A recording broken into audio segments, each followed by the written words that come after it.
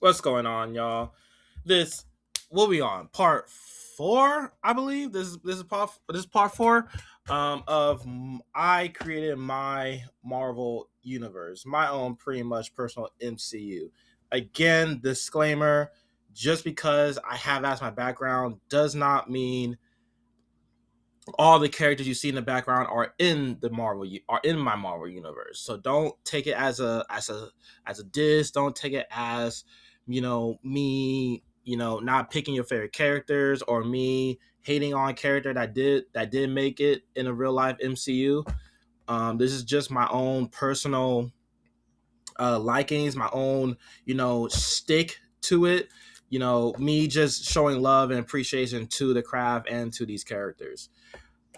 For starters, go ahead and get MELANOID. This is my personal and what would I call it? Fictional action space story.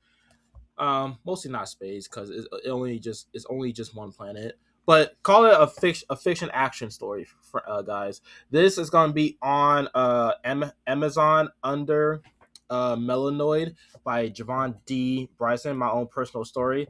Go ahead and crop that. Without further ado, let's get straight into it.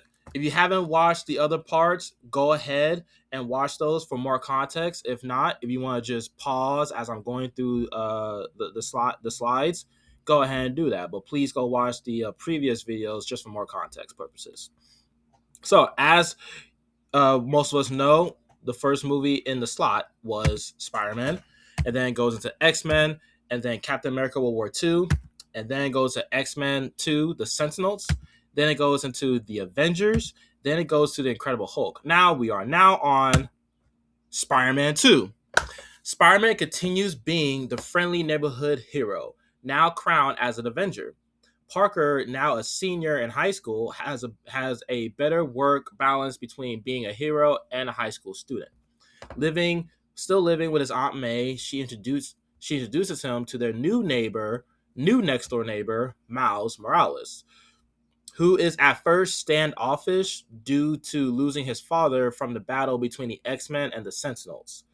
But he becomes secretly curious after seeing Peter climb out of his window late at night. The black goo the black goo possesses people, looking for the perfect host. Eddie Brock, a transfer student to Peter's school, is a very athletic and nerdy kid with all the confidence in the world, who meets Peter in class uh, along with other students. The black goo finds Eddie and reveals itself as an alien from far away, looking to find a home. And he's not the only one that's out there. The goo influences Eddie to not be himself and more rude and vicious, causing him to have his first kill out of self defense. After Spider Man defeats a gang, the black goo slowly takes over Eddie gives himself the name Venom. Peter, bat- Peter battles Venom throughout the city, making it stronger and stronger. Peter figures out their weakness during a battle on top of a bell tower. Peter defeats Venom, causing it to flee with Eddie's body. Parker, still feeling the effects of losing track of Eddie, is visited on the top of a building by Rogue and her new boyfriend, Gambit. Gambit and Spidey introduce themselves, while Rogue and Spider-Man catch up. They soon realize that the Avengers have been assigned to track the X-Men, making them enemies. Spider-Man was unaware of this. Rogue warns him before leaving. No matter what happens, make sure you're on the right side. Movie ends with Parker returning home, removing his spider suit with Miles in his room. He reveals that he knows Peter is Spider-Man and asks for a favor: take down the mutants. End credit scene shows Eddie wandering around the city and hiding, trying to keep control of Venom. He stumbles in a dark alley, but a light from above shines on him. Tony Stark steps up out of his Iron Man suit and tells Eddie, if you truly want to make a difference, Mr. Brock, you'll come with me and bring your friend with you. I believe we can help each other. By friend, he's referring to the Venom symbiote, which he kind of already knows by revealing that he's been watching Spider-Man in his every move. Now, obviously, this one's a little bit more of a short burner. I still want the battle between Venom and Spider-Man to be like impactful throughout the movie. Miles throughout the movie is going to be, that one kid who seems, you know, awkward, rude, and kind of quiet after losing his father, due to the X-Men and Sentinel battle. So yeah, pretty short burner, which gonna lead us into the next movie in the phase, Captain America versus Iron Man.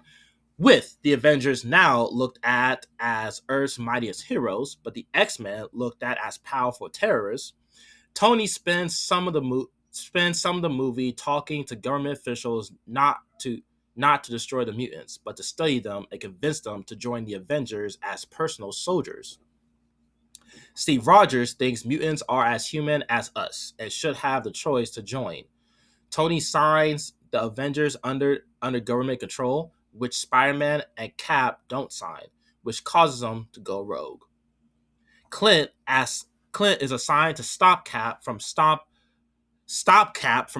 Tony and his AI-powered armored suits from tracking the mutants. Most of the movie is spent with Cap on the run and rescuing young mutants from being captured, in which he runs into Gambit, whom they fight at first, but Steve helps him save his neighboring mutants. Cap also runs into Logan, his old friend. Logan reveals he made a deal with Tony. He does this assignment and he'll leave the X-Men alone. Obviously, that the assignment won't be revealed until the next movie.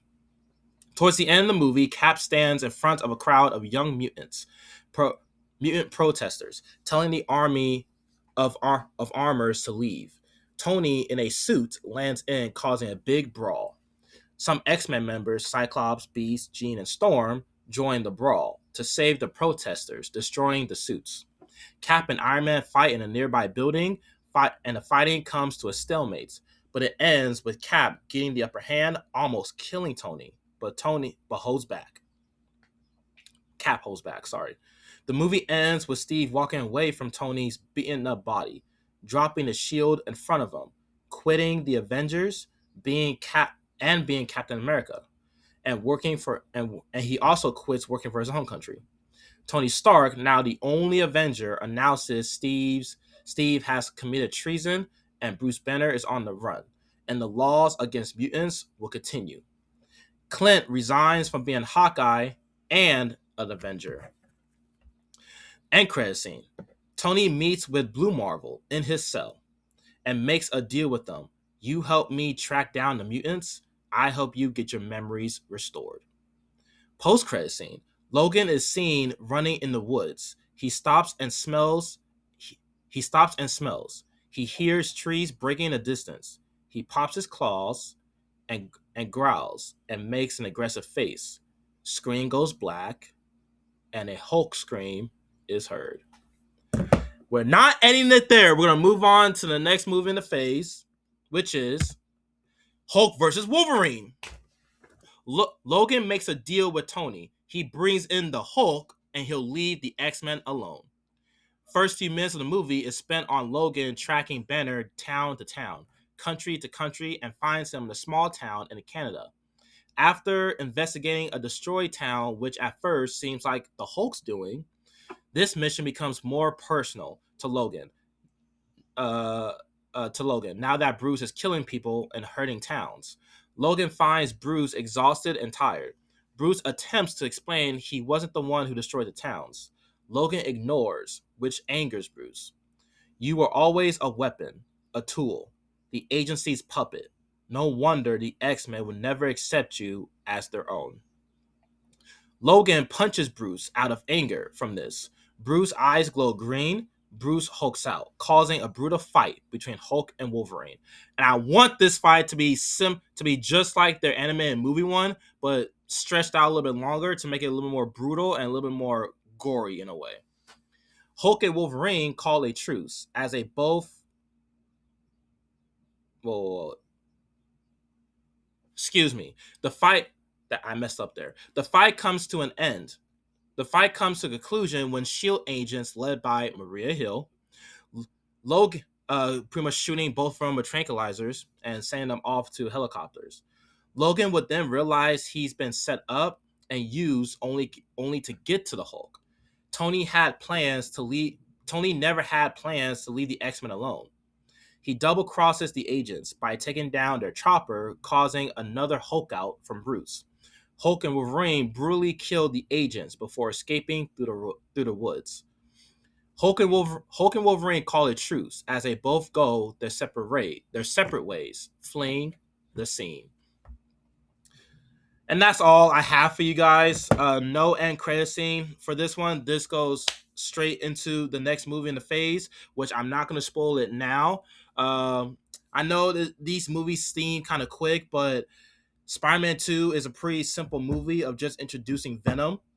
And Captain America versus Iron Man is solely surrounding Cap and Iron Man, with side character, with Spider-Man and Hawkeye and others being more of a side character. To where this movie solely surrounds Hulk tracking down Wolverine, bumping into thugs here and there, and then when he finally finds Bruce, everything's escalated, and which leads to them just saying, "Hey, man, truce," type shit. But that's all I have for you guys for today. Go get your copy of Melanoid. Give it a try. Trust me, you will not be disappointed. Or if you are disappointed, go ahead and leave a negative. Go ahead and leave a negative view on Amazon. I'll catch you guys later.